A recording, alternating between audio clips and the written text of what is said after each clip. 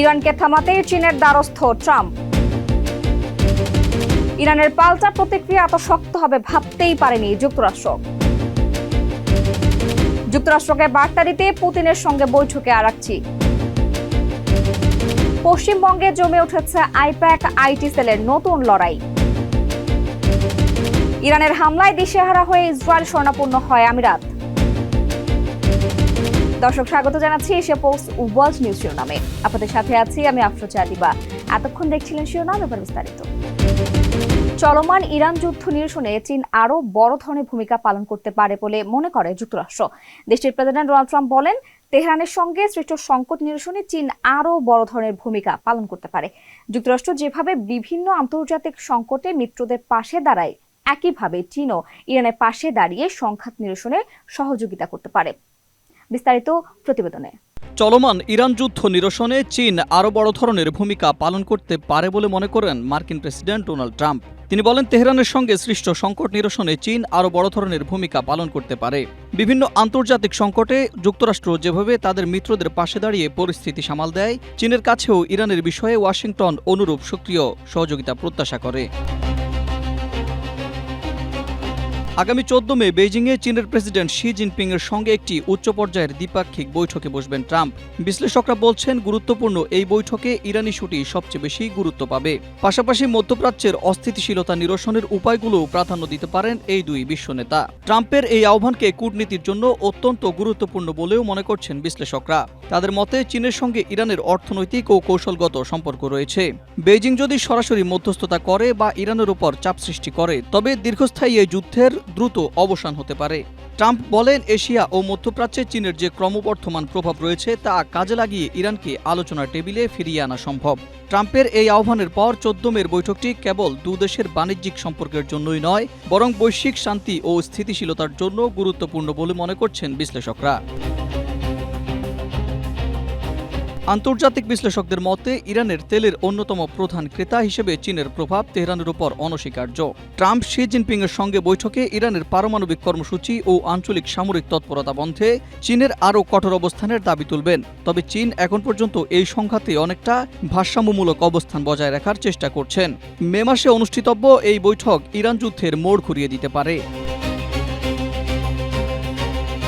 Ahmed Imtiaz, Asia post.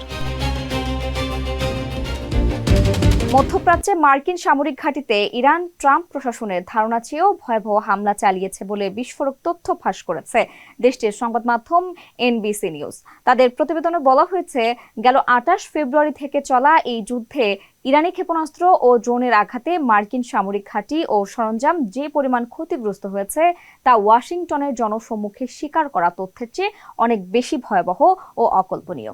বিস্তারিত প্রতিবেদনে। মধ্যপ্রাচ্যে মার্কিন ঘাঁটিগুলোতে ইরানের হামলা ছিল ধারণার চেয়েও ভয়াবহ এবং অকল্পনীয়। মার্কিন সামরিক ঘাঁটিগুলোর উপর ইরানের তাণ্ডব নিয়ে এমনই এক বিস্ফোরক তথ্য ফাঁস করেছে মার্কিন সংবাদ মাধ্যম এনবিসি নিউজ।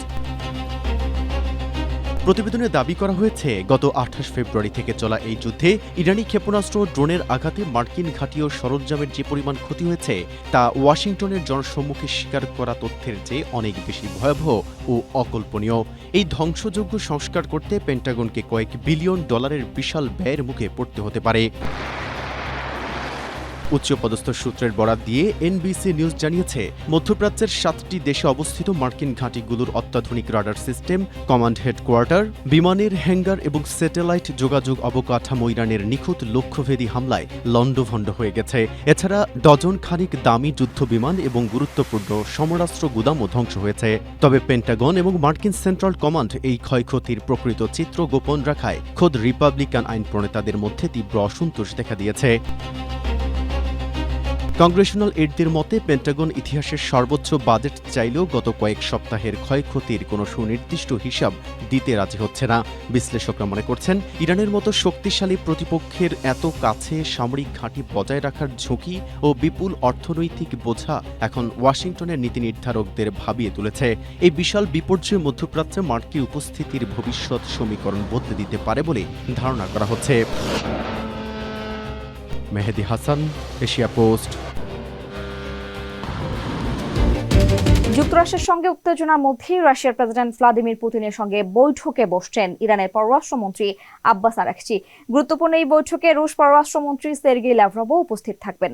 পুতিনের সঙ্গে আরাকচির এই বৈঠক ইরানের কূটনৈতিক পরিকল্পনার বড় অংশ বলে মনে করছেন বিশ্লেষকরা।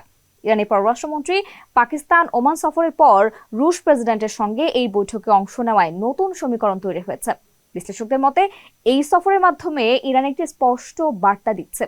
বিস্তারিত প্রতিবেদনে। এবার রাশিয়ার প্রেসিডেন্ট ভ্লাদিমির পুতিনের সঙ্গে বৈঠকে বসছেন ইরানের পররাষ্ট্রমন্ত্রী আব্বাস আরাকচি। পুতিনের সাথে এই বৈঠক ইরানের কূটনৈতিক পরিকল্পনার বড় অংশ বলে মনে করছেন বিশ্লেষকরা। কারণ আব্বাস আরাকচি পাকিস্তান ওমান সফরের পর রুশ প্রেসিডেন্টের সঙ্গে এই বৈঠকে অংশ নিচ্ছেন। গুরুত্বপূর্ণ এই বৈঠকে দেশটির পররাষ্ট্রমন্ত্রী সের্গেই ল্যাভরভও থাকবেন। বিশ্লেষকদের মতে এই সফরের মাধ্যমে ইরান একটি স্পষ্ট বার্তা দিচ্ছে। তারা এই অঞ্চলে নিজেদের উপস্থিতি আরও শক্ত করতে চাচ্ছে। পাশাপাশি আঞ্চলিক অংশীদারদের সঙ্গেও সমন্বয় বাড়াতে আগ্রহী তেহরান। রাশিয়া ও চীন দীর্ঘদিন ধরেই ইরানের কৌশলগত মিত্র। এজন্য ইরান এখন রাশিয়ার রাজনৈতিক সমর্থন নিশ্চিত করতে মরিয়া। এদিকে মার্কিন প্রেসিডেন্ট ডোনাল্ড ট্রাম্প বলেছেন, চলমান ইরান যুদ্ধ নিরসনে চীন আরও বড় ধরনের ভূমিকা পালন করতে পারে। বিভিন্ন আন্তর্জাতিক সংকটে যুক্তরাষ্ট্র যেভাবে তার মিত্রদের পাশে দাঁড়িয়ে পরিস্থিতি সামাল দেয়, চীনের কাছেও ইরানের বিষয়ে ওয়াশিংটন অনুরূপ সক্রিয় সহযোগিতা প্রত্যাশা করে।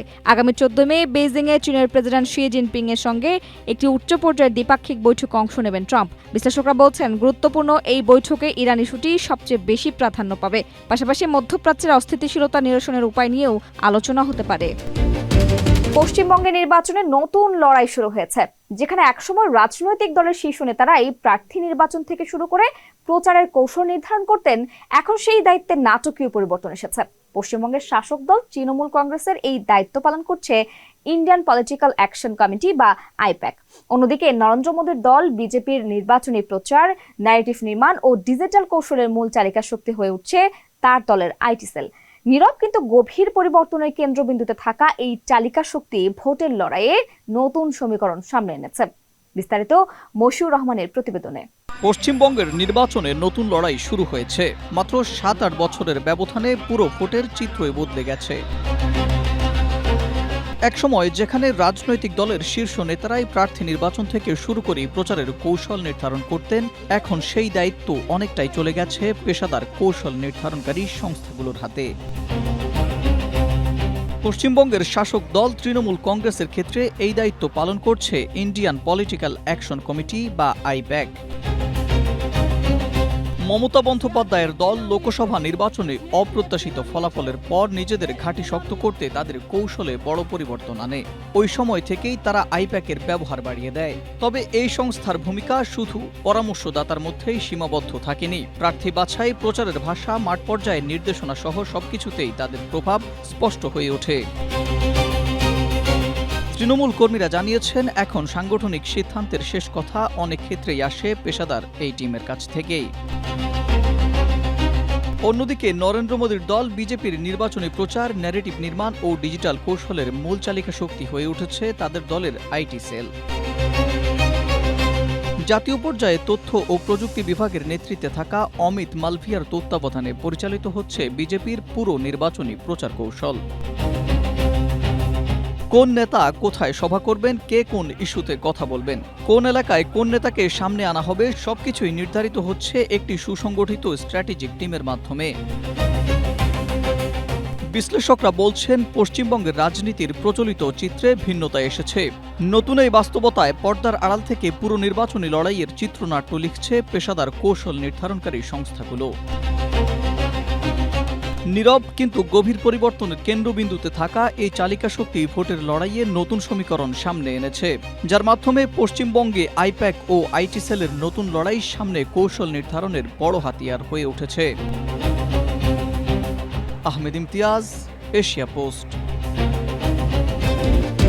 যুদ্ধের শুরুর দিকে আরব দেশগুলোতে অবস্থানরত মার্কিন ঘাঁটিগুলোতে ইরানের হামলা ছিল যুক্তরাষ্ট্রের ধারণার চেয়েও ভয়াবহ। ভয়াবহ এই হামলায় দিশেহারা হয়ে পড়ে সংযুক্ত আরব আমিরাত। এক পর্যায়ে অসহায় হয়ে তারা ইসরায়েলের কাছে সাহায্য প্রার্থনা করে। তখন আমিরাতকে রক্ষায় আকাশ প্রতিরক্ষা ব্যবস্থা, আয়রন ডোম এবং এটি পরিচালনার জন্য প্রয়োজনীয় সেনা পাঠায় ইসরায়েল। বিস্তারিত প্রতিবেদনে। ইরান যুদ্ধের শুরুর দিকে আরব দেশগুলোতে অবস্থানরত মার্কিন ঘাঁটিগুলোতে তেহরানের হামলা ছিল যুক্তরাষ্ট্রের ধারণার চেয়েও ভয়াবহ এবং অকল্পনীয়। ভয়াবহ এই যুদ্ধের শুরুর দিকে ইরানের হামলায় দিশেহারা হয়ে পড়ে সংযুক্ত আরব আমিরাত। অসহায় হয়ে তারা ইসরায়েলের কাছে সাহায্য চায়। তখন আমিরাতকে রক্ষায় একটি আয়রন ডোম তথা আকাশ প্রতিরক্ষা ব্যবস্থা এবং এটি পরিচালনার জন্য প্রয়োজনীয় সেনা পাঠায় ইসরায়েল। রোববার এই তথ্য প্রকাশ করেছে মার্কিন সংবাদ মাধ্যম এক্সিওস। প্রতিবেদনে বলা হয়েছে, যুক্তরাষ্ট্র ও ইসরায়েলের বাইরে সংযুক্ত আরব আমিরাতই প্রথম দেশ যেখানে এই আয়রন ডোম প্রতিরক্ষা ব্যবস্থা ব্যবহার করা হয়েছে। এই প্রতিরক্ষা ব্যবস্থা আমিরাতের দিকে ছোড়া কয়েক ডজন ইরানি ক্ষেপণাস্ত্র প্রতিহত করেছে। এ বিষয়ে আমিরাতের একজন কর্মকর্তা বলেন, তারা ইসরায়েলের এই সহায়তার কথা ভুলবেন না। যুদ্ধে উপসাগরীয় অঞ্চলের অন্য যে কোনো দেশের তুলনায় আমিরাতকে লক্ষ্য করে সবচেয়ে বেশি ড্রোন ও ক্ষেপণাস্ত্র ছুড়েছে ইরান। আমিরাতের প্রতিরক্ষা মন্ত্রণালয়ের তথ্য অনুযায়ী প্রায় 550টি ব্যালিস্টিক ও ক্রুজ মিসাইল এবং 2200টির বেশি ড্রোন নিক্ষেপ করা হয়েছে। এগুলোর বেশিরভাগই আকাশপথে ধ্বংস করা হয়েছে।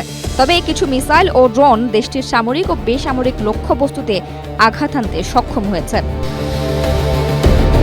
ইসরায়েলি কর্মকর্তারা এক্সিওসকে জানিয়েছেন, আমিরাতের প্রেসিডেন্টের সঙ্গে টেলিফোনে কথা বলার পর প্রধানমন্ত্রী বেনিয়ামিন নেতানিয়াহু ইসরায়েলি প্রতিরক্ষা বাহিনীকে একটি আয়রন ডোম ব্যাটারি এবং সেটা পরিচালনার জন্য কয়েকজন সেনা পাঠানোর নির্দেশ দেন। ইসরায়েলি কর্মকর্তারা আরও জানান, যুদ্ধ শুরু হওয়ার পর থেকে ইসরায়েল সংযুক্ত আরব আমিরাতের সঙ্গে সামরিক ও রাজনৈতিকভাবে ঘনিষ্ঠ সম্পর্ক বজায় রেখে কাজ করেছে। এমনকি আমিরাত ও অন্যান্য উপসাগরীয় দেশে আঘাত হানার আগেই দক্ষিণ ইরানে মোতায়েন করা স্বল্প পাল্লার ক্ষেপণাস্ত্রগুলো ধ্বংস করতে ইসরায়েলি বিমান বাহিনী অসংখ্যবার বিমান হামলা চালিয়েছে।